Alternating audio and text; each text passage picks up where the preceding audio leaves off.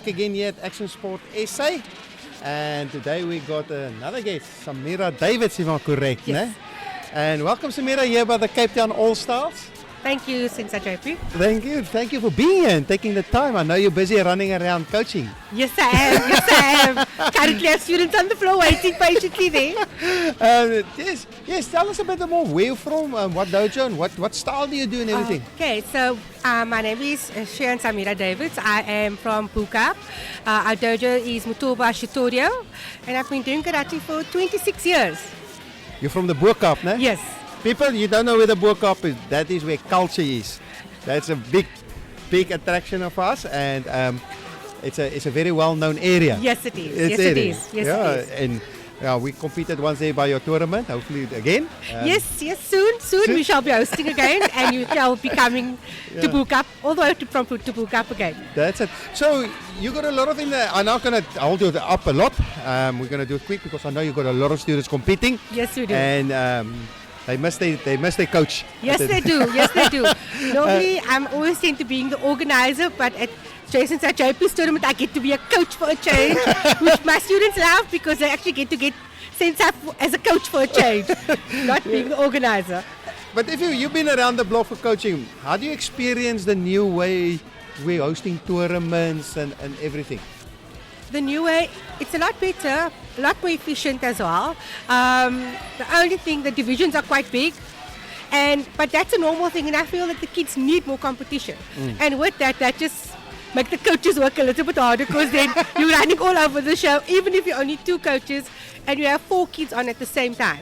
And the coaching itself has also grown with the new systems that's happening and new things in place. It does help for the coach and for the student to recognize the coach in the box and able to respond and give input what they're needing to do as well. Yes. And how do you like the live streaming things we're doing with, especially for the grannies at home? I love it because we have some parents that are traveling currently and some parents that can't make it, and they're able to actually view it at home.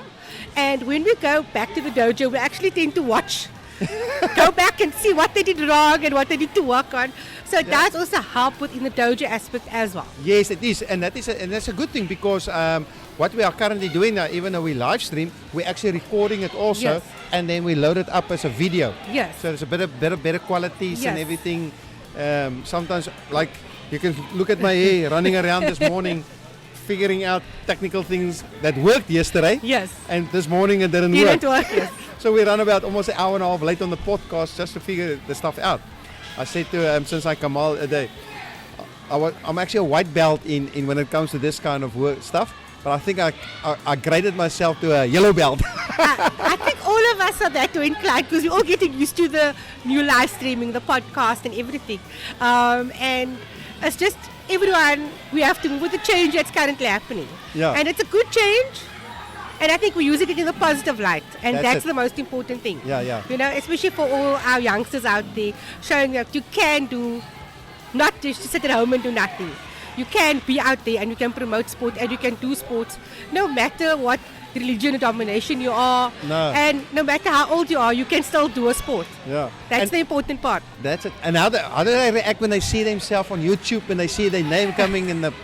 I think for them it's like a shock to the system because they're like, wow, I'm actually out there. Yeah.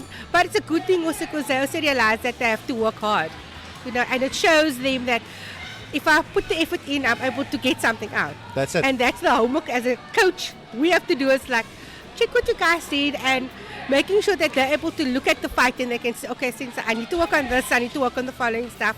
And then they do work on that because they feel that, you know what, they can do it. And that's the important part of it. And if they acknowledge what they can do better, it helps the coach as well because then we're able to work hand in hand as well. That's it. And the standard, how do you experience the standard of this? I must say the standard from the last tournament to this tournament has jumped dramatically. And for me, I think it's a good thing because my students were saying, Shoo Sensei, we're having a run for our money today. I said, yes, that's the whole point. That's how we come to these tournaments, from the previous tournament that we had and watching some of the Kung Fu guys at Kata today. That was truly amazing and the kids were like, wow. And I said, that's the whole point. We have different styles coming here to do kata, and everyone gets seated equally, and you can see the level of understanding that everyone has with kata, and that for me was truly, truly amazing. It was, and yes, it was. Yeah. Even the unison kata, I think everyone there got a standing ovation at one point Yeah. for that. So for me, I feel you're opening up doors to a lot of more organizations and making it comfortable, that everyone feels that, we're able to come here and we can compete and have fun. And that's the bottom line. Yeah. Is having the fun aspect, competing and still going home and, saying, I did well, knowing it was tough competition. That's it. That's the whole idea. But I think for us, we focus on bringing that energy to competition, Yes, definitely. And that walking on the atmosphere, people are still behaving. Yes. But they bring in that. Look at the parents today. The crowd is full. The crowd is running. The floors are running. 4 floors. Yeah. And just that energy, What- And And I think that's the best part, it's the energy that we have coming from the students. I mean, for our dojo, like, we had Eid on Sunday and Monday. The Tuesday morning, I got messages, Sensei, we have tournament this weekend. Shouldn't we be training tonight? And I'm like, okay, I'll make a plan. We got the venue, we trained Tuesday and Wednesday, and it was the kids putting the effort in, also wanting to train, and that brings the atmosphere. So when they came here, they already had the mindset, this is my goal for today. And what I like, some of the students today, especially the girls, my girls were saying, Sensei, I want to win that gold medal today. And when they went onto the floor, they showed me they got that gold medal today. So it's a mindset, and it's them also putting themselves there because they know they can do it. Yes. And us as instructors, all we have to do is just cultivate and nurture it. That's it. And I think that's where our role as coaches really plays a big role in any sport that we have. With karate, I think you had it with your daughters as well. There's times when it's an emotional breakdown and then you're like, oh my God, what do you do now? And then you figured it out and you're just working with the kids. So that vibe, everything comes through on the floor. Yeah. I mean, we had some students crying and coaches were consoling the different students, and we know who the child was, but that's the part of the how it brings everyone together as well. Yes. Yeah, and that's a very positive thing, because I say always competitions, they can learn the traditional way, but youngsters, they need competitions because it helps with your retention of your dojo, because they don't get bored. Yes, and that's important, and also with competition, it helps them also to grow as individuals. I could speak for one of my girls, very introverted, and coming to tournament, she was like very, should I, shouldn't I? Now she's able to walk onto a floor, she does a kata and she's not phased. That's it. And that's the best part of it. And today was very funny because we have a 5-year-old competing today. And all the other students were like, Sensei, you're only spending time with him. And I'm like, because he's our baby. Come on, guys. All of you were there once upon a time. Yeah. And he was like, Sensei, I came third today and fighting, I fought. He didn't want to fight, so I had to use bribery. Had to work for the Sensei today. But he fought 2 fights, and that's the advantage of us as coaches. We nurture our kids, we make sure bring them here for them to learn, and that's the important part of it. Yeah.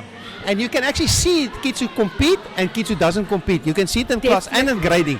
You can see it. Definitely, and you can see those that is ready and eager to learn. Yes. And that's the fun part of it.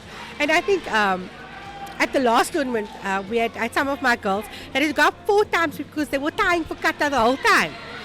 They went back to the dojo and I said, no, we need to learn more katas. They had to learn more katas and they had to up their game. Yeah. So I think with competition, it also gives them that motivation to push themselves also. Yeah. And it helps with their schoolwork as well. Because some of the parents are saying they become more focused at school, they just completely just grown out of just where they were before and where they are now. Yeah. It's completely different. No, I totally agree with you. But listen, I know you're under pressure.